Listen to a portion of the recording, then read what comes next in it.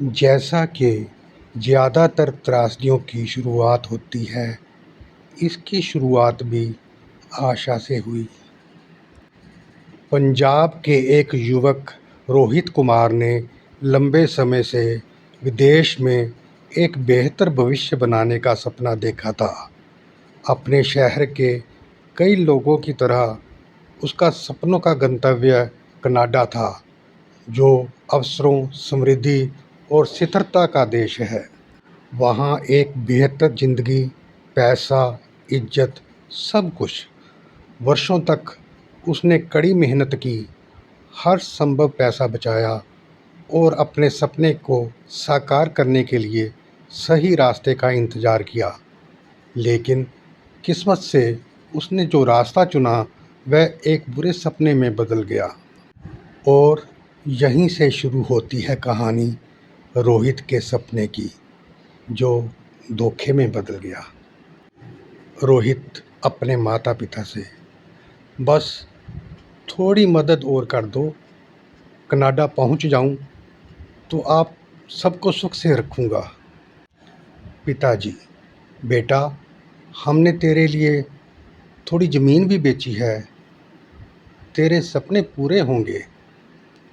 2022 में रोहित का परिचय एक सामान्य परिचित के माध्यम से एक परिवार से हुआ। वे चंडीगढ़ में रहते थे और इलाके में अपने बच्चों को विदेश भेजने के धंधे के लिए जाने जाते थे। परिवार के पिता सतीश खुद को इमिग्रेशन सलाहकारों से अच्छी तरह जुड़े हुए व्यक्ति के रूप में पेश करते थे। उनकी बेटी नेहा कनाडा में पढ़ाई करने की ख्वाहिश रखती थी। अपनी मुलाकातों के दौरान सतीश और उनकी पत्नी ने रोहित को एक आकर्षक प्रस्ताव दिया। सतीश, देखो बेटा, अगर तुम नेहा के लिए अध्ययन वीज़ा की व्यवस्था कर दो, उसके बाद तुम दोनों के जीवन साथी का वीज़ा लग जाएगा, उसे पढ़ाई मिल जाएगी और तुम जल्द ही उसके पति के रूप में कनाडा में उसके साथ रहोगे। 2 साल के भीतर आप दोनों स्थायी रूप से बस जाएंगे। कनाडा में एक नई ज़िंदगी तुम दोनों का इंतज़ार कर रही है। रोहित खिलते चेहरे के साथ, सच? मतलब मैं भी नेहा के साथ कनाडा सेटल हो जाऊंगा? नेहा, बिल्कुल, मैं वहाँ पहुँचते ही तुम्हें बुला लूँगी। कनाडा जाने का कानूनी रास्ता ढूंढने के लिए बेताब एक व्यक्ति के लिए ये सौदा एक सुनहरे टिकट जैसा लग रहा था। रोहित ने काफ़ी सोच विचार और अपने परिवार से सलाह मशवरा करने के बाद हामी भर दी। जल्द ही ये व्यवस्था एक औपचारिक रिश्ते में बदल गई। एक साधारण शादी का आयोजन किया गया। रोहित ने कनाडा में एक साझा भविष्य के सपने देखते हुए नेहा से नेक नियति से शादी की। पूरे शहर में कानाफूसी हो रही थी कि वह कितना भाग्यशाली है कि उसे विदेश जाने का रास्ता मिल गया। लेकिन मुस्कुराहटों और रस्मों के पीछे पैसा ही सब कुछ था। रोहित को नेहा के पूरे study visa process, tuition fees, यात्रा खर्च और उसके परिवार द्वारा मांगे गए अतिरिक्त खर्चों का भुगतान करना पड़ा। कुल मिलाकर खर्च लगभग 30 लाख हो गया। ये रकम रोहित और उसके परिवार ने अपनी बचत, पुश्तैनी ज़मीन बेचकर और रिश्तेदारों से उधार लेकर जमा की थी।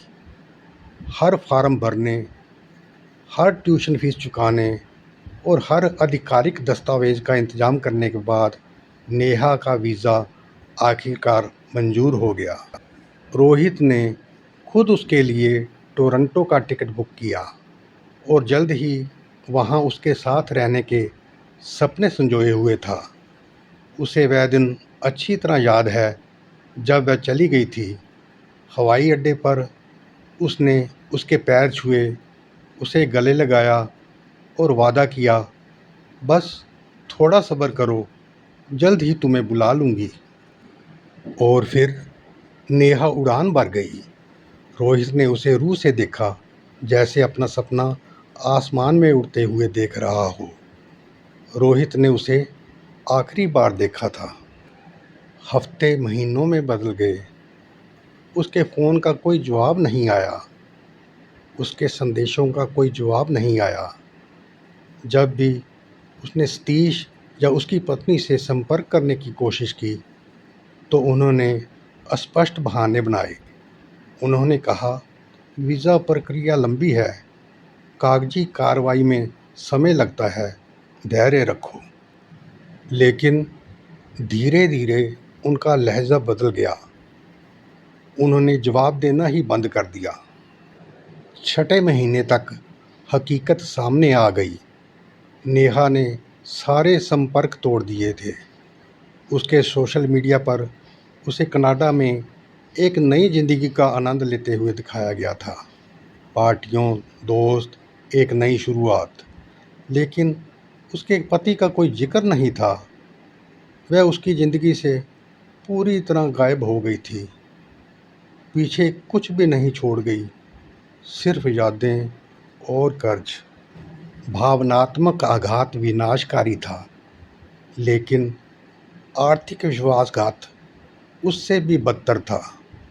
रोहित ने ना सिर्फ अपनी पत्नी को खोया था, बल्कि 30 लाख रुपए भी जो उधार लिया गया था और परिवार की इज्जत का बोझ था। उसके रिश्तेदार उससे पूछताछ करने लगे। लेनदारों ने पैसे चुकाने के लिए दबाव डालना शुरू कर दिया और पड़ोसियों ने कानाफूसी करके बताया कि उसके साथ कैसे धोखा हुआ है। इस मामले को यूं ही न टालने का दृढ़ निश्चय करके रोहित ने सतीश के परिवार से बात की, लेकिन पछतावे के बजाय वे मुकर गए। वे उसके आरोपों पर हंसे और कहा, तुम्हारे पास क्या सबूत है? तुमने उसकी पढ़ाई का खर्च उठाने के लिए हामी भरी थी, इसमें धोखाधड़ी कहाँ है? तभी रोहित को एहसास हुआ कि ये सिर्फ विश्वासघात नहीं था, ये एक सुनियोजित धोखाधड़ी थी। कोई विकल्प न होने पर रोहित ने स्थानीय पुलिस स्टेशन में शिकायत दर्ज कराई। विस्तृत जांच और सबूत जमा करने के बाद, जिसमें शादी के दस्तावेज, बैंक ट्रांसफ़र, ट्यूशन फीस की रसीदें और गवाहों के बयान शामिल थे, पुलिस ने आईपीसी की धारा 420 धोखाधड़ी और बेईमानी से संपत्ति की डिलीवरी के लिए प्रेरित करना के तहत मामला दर्ज किया। इस मामले ने पूरे समाज में हलचल मचा दी। जिस परिवार को कभी अपने संबंधों के लिए सम्मान दिया जाता था, अब उस पर आपराधिक आरोप लगे।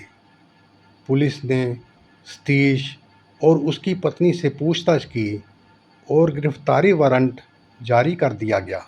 लेकिन न्याय इतना आसान नहीं था। नेहा पहले से ही कनाडा में थी, भारतीय कानून की पहुंच से बाहर। प्रत्यर्पण और अंतर्राष्ट्रीय कानूनी सहायता में वर्षों लग सकते थे। मामला उसके माता पिता के खिलाफ चला, जो धोखाधड़ी की साजिश रचने में शामिल थे। जबकि कानून धीरे धीरे अपनी चाल चल रहा था, रोहित अपने ही राक्षसों से जूझ रहा था। इस विश्वासघात ने रिश्तों पर से उसका विश्वास तोड़ दिया। रातें नींद से भरी, गुस्से और पछतावे से भरी होती थी। मैं इतना अंधा कैसे हो सकता हूँ, वह खुद से पूछता। उसके माता पिता उसे दिलासा देने की कोशिश करते, लेकिन आर्थिक बोझ पूरे परिवार पर भारी पड़ रहा था। जो रिश्तेदार कभी उसे विदेश जाने के लिए प्रोत्साहित करते थे, अब उसका मजाक उड़ाते थे। गलियों में बेवकूफ़ और धोखेबाज पर भरोसा कर लिया। की फुसफुसाहटें गूंज रही थीं। ये सिर्फ एक कानूनी मामला नहीं था, ये एक सामाजिक कलंक था। फिर भी निराशा के बीच रोहित ने हिम्मत जुटाई। उसने अपने छोटे से पारिवारिक व्यवसाय में और ज़्यादा मेहनत करना शुरू कर दिया और कर्ज चुकाने के लिए दृढ़ संकल्पित था। पैसा फिर से कमाया जा सकता है, उसने खुद से कहा, लेकिन न्याय ज़रूर मिलना चाहिए। उन्हें दूसरों की ज़िंदगी बर्बाद करने की इजाज़त नहीं दी जा सकती, जैसे उन्होंने मेरी ज़िंदगी बर्बाद की। अदालत में सबूत ज़बरदस्त थे। बैंक स्टेटमेंट में 30 लाख रुपए से ज़्यादा के लेन देन दिखाई दिए। गवाहों ने नेहा के परिवार द्वारा जीवन साथी वीज़ा के बारे में किए गए वादों की पुष्टि की। शादी की तस्वीरों और व्हाट्सएप चैट से इस व्यवस्था का खुलासा हुआ।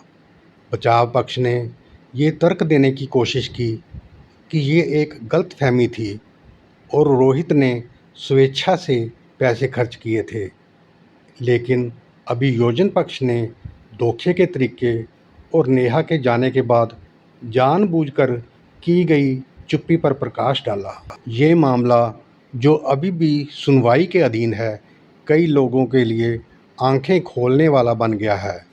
अखबारों ने इसे एक ऐसी कहानी के रूप में छापा कि कैसे परिवार विदेश जाने का सपना देखने वाले युवाओं की हताशा का फ़ायदा उठाते हैं।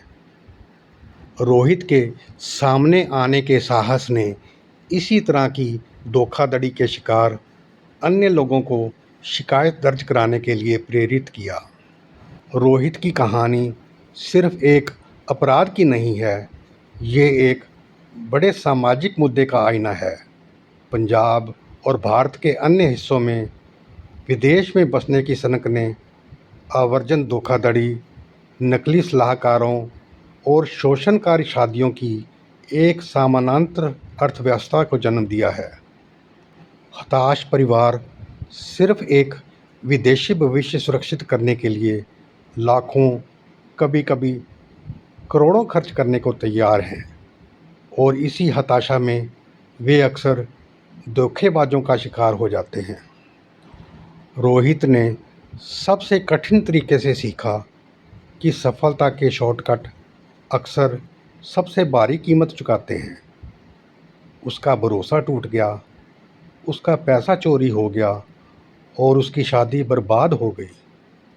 लेकिन वापस लड़ने के उसके दृढ़ संकल्प ने उसे एक नई पहचान दी है। एक पीड़ित के रूप में नहीं, बल्कि न्याय के लिए लड़ने वाले के रूप में। फिलहाल मुकदमा जारी है। रोहित को अब भी उम्मीद है कि एक दिन नेहा को उसके किए की सज़ा मिलेगी। उसकी लड़ाई सिर्फ अपने लिए नहीं, बल्कि हर उस सपने देखने वाले के लिए है जो विदेश में बेहतर ज़िंदगी के लिए अपना सब कुछ दांव पर लगा देते हैं। वह अक्सर कहता है, मैं अभी कनाडा नहीं पहुंच सकता, लेकिन मैं ये सुनिश्चित करूंगा कि दूसरे लोग झूठ के उसी जाल में ना फंसें। रोहित के लिए न्याय की यात्रा लंबी है, लेकिन ये आत्म खोज की यात्रा भी है। विश्वासघात के शिकार से वह धोखाधड़ी के खिलाफ प्रतिरोध का प्रतीक बन गया है। उसकी कहानी एक याद दिलाती है, सपनों की दौड़ में कभी भी आंख मूंद कर भरोसा मत करो, क्योंकि कभी कभी उम्मीद की कीमत उसके इनाम से भी कहीं ज़्यादा हो सकती है। दोस्तों, सोचो ज़रा, एक लड़का जो सपने देख रहा था कनाडा में अपना घर बसाने का, एक रिश्ता जो शादी के बंधन में बंधा, और 30 लाख रुपए जो उसने अपना सब कुछ दांव पर लगा कर दिए, लेकिन एक दिन सब कुछ बिखर गया। बीवी कनाडा गई और पति के लिए बस अंधेरा छोड़ गई। ये कहानी है एक असली झूठ, एक असली धोखे की, जहां मोहब्बत के नाम पर खेला गया था एक गंदा खेल। दोस्तों, सपने देखना बुरी बात नहीं, लेकिन सपने अंधविश्वास के सहारे मत देखो, क्योंकि हर चमकने वाली चीज़ सोना नहीं होती। कभी कभी वो आपका ख्वाब और आपकी ज़िंदगी लूट कर चली जाती है।